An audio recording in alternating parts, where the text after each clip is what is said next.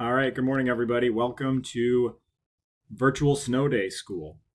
We're going to talk about heat transfer because there's a lot of heat transfer going on outside. I just wanted to make a really short video to kind of say what's going on, hopefully more clearly than an email.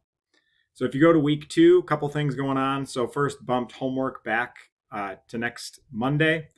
There are a couple videos that we're going to watch for today. So if you scroll down here, the lecture is split up really into 2 parts. So here's the video. It'll take you to the YouTube link.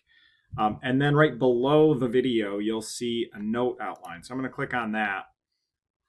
This is basically a sketch of the notes that I'm going to go through in the video. If you want to print that out, that would be perfect.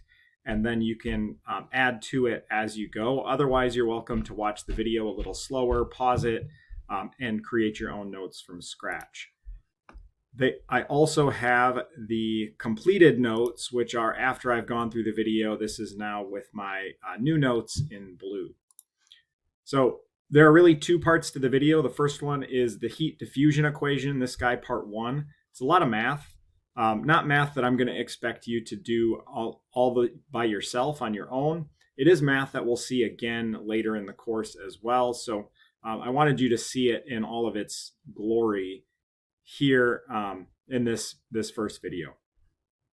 The second video, lecture part 2, is about boundary conditions. So all of this is about how heat moves and flows in objects, and we need to know inside and also at the exterior surfaces.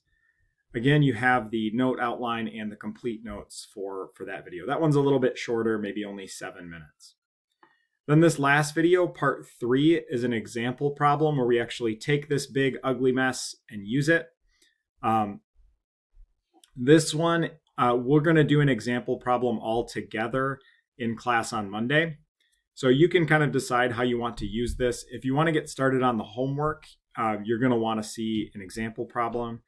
Our textbook has some good example problems as well here in chapter 2, but maybe this is a good one if you want to get started on the homework this weekend. Otherwise, maybe the better order to watch it is after our Monday lecture. We'll do an example together in class. You'll see it. I'll talk about it. You can ask questions.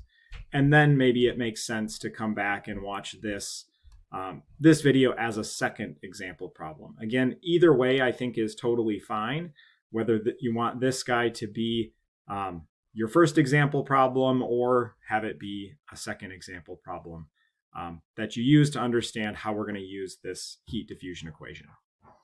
All right, so that's the lecture for today. It'll catch us up on how heat moves through solids as we start to dive deeper into conduction.